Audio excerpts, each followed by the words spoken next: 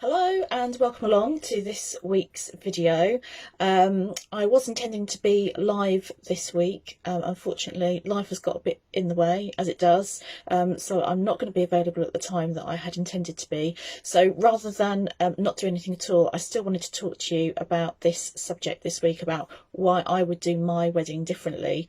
So here I am, recorded live, for your listening and watching pleasure.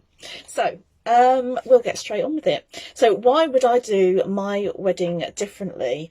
And you're probably thinking, hang on a minute, you mean, you got married, you're presumably happily married, you planned the whole event, surely it was perfect, and why on earth would you change anything now? Well, don't get me wrong, I absolutely love my husband. Obviously the day was lovely and we had a great time, and our relationship has gone from strength to strength and it's all happy days. But if I look back and reflect on the wedding ceremony that we had, actually it could have been so much more than what we had. And I think there's certainly, if we were going to do it again, there were definitely things that I would want to do differently and change. So let me tell you what those things are. And I guess really there's three main things that I would change. First thing is the location. So I should probably be transparent and confess here that I've actually been married twice before. So the first time was in a church and the second time was in a register office. So you're probably thinking, well, all right, you've done both of those things, so what would you change there? I think for me, getting married in a church the first time was more linked to my sense of self and nostalgia, because I had grown up in a church-going community and it seemed like the right thing to do, rather than me having quite solid convictions about a particular faith or religion. So actually, looking back, the church setting, the religious setting, wasn't actually quite right for me. And the register office, my husband and I chose the register office because neither of us kind of wanted a fuss. We didn't want a big wedding at that time, and the register office just seemed like a natural alternative to having a religious service. But we also chose it because actually we didn't realise that there was any other alternative to either a church or a register office.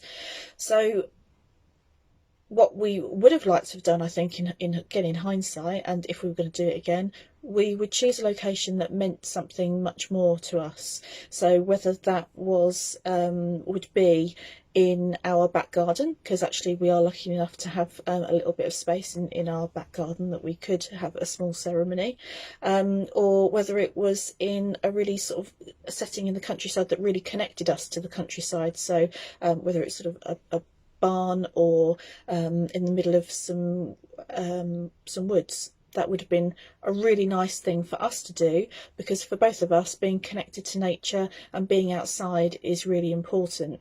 So actually to be able to have our wedding ceremony in that type of location would have been amazing and really, really personal for us. So that's location that I would change. The other thing I would change is being able to tell our story, because actually how amazing would it be, or is it, to experience a ceremony where it really reflects your personalities and who you are and your story, both as individuals and as a couple coming together. And with both of the ceremonies that I experienced previously, there wasn't any room for that, partly because of the legalities of those ceremonies. There has to be certain things said in a certain way. Certainly in England and Wales, that's the case for wedding ceremonies. So there's no room for anything else, no room for manoeuvre or to sort of do things slightly differently or in a way that is good for you. So being able to have that ability now, which you can if you have a celebrant-led ceremony, you can absolutely have that room within the ceremony to tell your story, reflect who you are, and have something, again, really personal to you. And I think the other thing that I would change if I was going to have a wedding ceremony again is being able to remember other people. So inevitably, you know, in life, people who are special to you pass away. And on my husband and I's wedding day, there were special people in our life that weren't able to be there because they just, you know, they're not around anymore. And they were significant people in our lives that it would have been really amazing to be able to, just in a small way, remember and acknowledge those people and the presence and impact they had on our lives. Having them there to almost witness, if you like, our joining together as a couple. And again, because of the ceremonies that we had previously, there wasn't room to incorporate any of that. Having a celebrant-led ceremony now, you would absolutely be able to do that. You could. There are ways and means of remembering those people and having them incorporated in your ceremony without losing the joy and happiness of why you're there in the first place. But just having that moment to acknowledge them, that would have been good. So I think they're the three main things that I would change if I were going to get married again. And all three of those things can be achieved by having a celebrant-led ceremony. And I think overall, that is the one thing that I would do. If I was doing it all again, I would have a celebrant-led ceremony.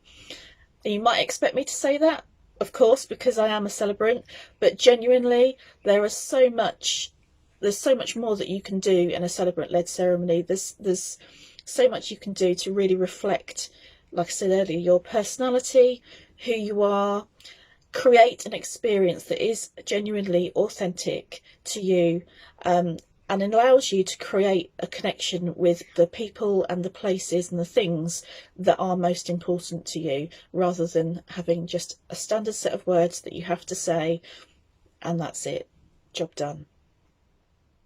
It would be so amazing to have something that was more than that. So my parting words are that, you know, your ceremony is yours. Your ceremony is yours, and you should have what is perfect for you and what's authentic and reflects you. And you can have that with a celebrant. So if you want to take a look at my website or learn any more about me and what I do, please feel free to do that. It's www.theauthenticcelebrant.co.uk. You can follow me on Instagram and Facebook as The Authentic Celebrant. You can sign up for the newsletter if you don't want to miss out on any news or updates. You can do that on the website. And I look forward to speaking to you again soon. Thank you. Bye.